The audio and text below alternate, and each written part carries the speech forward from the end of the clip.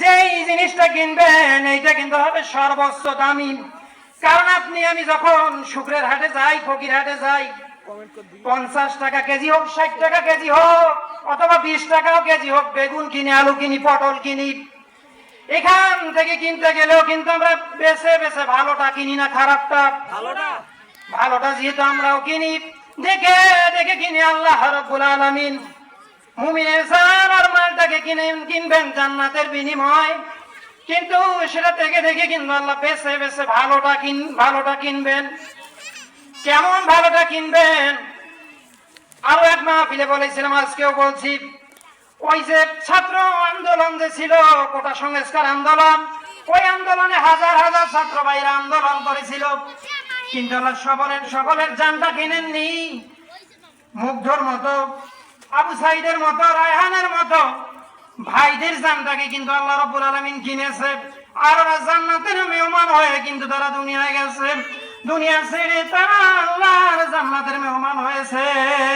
ঠিক কিনা? আচ্ছা, তাহলে আল্লাহ রাব্বুল আলামিন যেহেতু ভালোটা কিনবেন, এই ভালোটা আমাদেরকেও কিন্তু তৈরি করা লাগবে।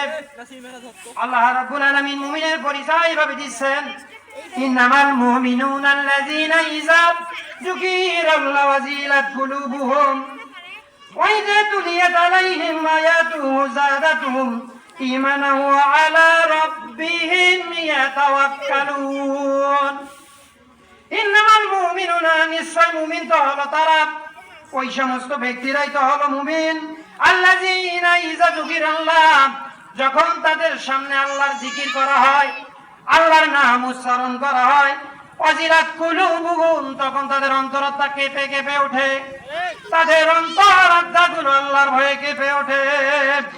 ওয়া ইযা তুলিয়াত আলাইহিম, আর যখন তাদের সামনে আল্লাহর কোরআনের আয়াত তেলাওয়াত করা হয়, আয়াতুহু যাদাতুহুম ঈমানা, তখন তাদের ঈমানগুলো বৃদ্ধি পায়। কন্যা সুবহানাল্লাহ। তাহলে কুরআনুল কারীমের আয়াত শুনলে আমাদের ঈমান কমবে না বাড়বে?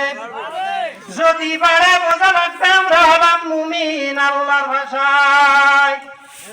ওয়া আলা রাব্বিহিম ইয়াতাওয়াক্কালুন, আর তারা সব সময় ভরসা করবে একমাত্র শুধুমাত্র কেবলমাত্র কার উপরে? ভরসা করা রাখবে আল্লাহর উপরে। সকল বিষয় দুনিয়ায় হোক, দুনিয়ায় বিপদ আপদ আমাদের উপরে আসতে পারে, বিপদ আপদ মালা মুসিবত আসলেও ধৈর্য ধারণ করা লাগবে কার উপরে? আল্লাহ রাব্বুল আলামিন বলেন, আল্লাযীনা ইযা আসাবাতুহুম মুসিবাতুন ক্বালু ইন্না লিল্লাহি ওয়া ইন্না ইলাইহি রাজিউন। আল্লাহ পাক বলেন, যখন তাদের উপর কোন বিপদ আপতিত হয়, মুসিবত যখন আসে, তখন তারা সকলেই বলে, নিশ্চয় আমরা আল্লাহর, অবশ্যই আমাদেরকে আল্লাহ রাব্বুল আলামিনের নিকট ফিরে যেতে হবে। আমাদেরকে ফিরে যাওয়া লাগবে কার কাছে?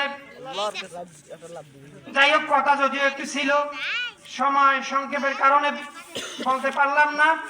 যতটুকুন বললাম আমল করার চেষ্টা করবেন, আমার জন্য সকলে দোয়া করবেন, যাতে করে আমি কোরআনুল কারীমের কিছু জ্ঞান অর্জন করে মানুষের কাছে বিলিয়ে দিতে পারি।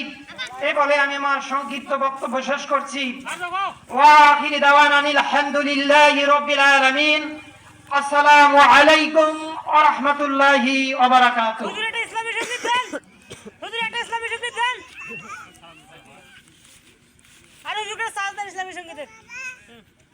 আসসালামু আলাইকুম ওয়া রাহমাতুল্লাহি ওয়া বারাকাতুহু।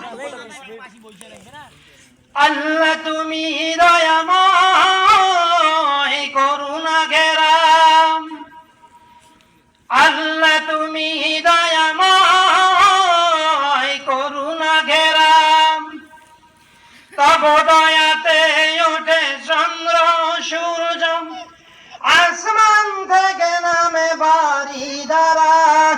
আল্লাহ তুমি দয়াময় করুণা ঘেরা, তব দয়াতে ওঠে চন্দ্র সূর্য, আসমান থেকে নামে বাড়ি ধারা। ওই বৃক্ষ দাঁড়িয়ে আছে সারি সারি, অপরূপ ফুল ফুটে ঝড় ওই বৃক্ষ দাঁড়িয়ে আছে সারি সারি, অপরূপ ফুল ফুটে ঝরছে তারি, মৌমাছি ভ্রমরের মৃদু গুঞ্জন, মহাময় প্রকৃতি পাগল পারা। আল্লাহ তুমি দয়াময় করুণা ঘেরা, আল্লাহ তুমি দয়াময় করুণা ঘেরা। আসমানে কোটি কোটি তারকারাজি, আধার রাতে দলে মিটি মিটি, আসমানে কোটি কোটি তারকারাজি, আধার রাতে দলে মিটি মিটি। কত যে সাগর আছে অজানা, যেটা গিয়ে মিলেছে নদীর মোহনা। আল্লাহ তুমি দয়াময় করুণা ঘেরা, আল্লাহ তুমি দয়াময় করুণা ঘেরা। তপদয়াতে ওঠে চন্দ্র সূর্য, আসমান থেকে নামে ভারী ধারা। আল্লাহ তুমি দয়াময় করুণা ঘেরা, আল্লাহ তুমি দয়াময় করুণা ঘেরা। আসসালামু আলাইকুম ওয়া রাহমাতুল্লাহ। মারহাবা।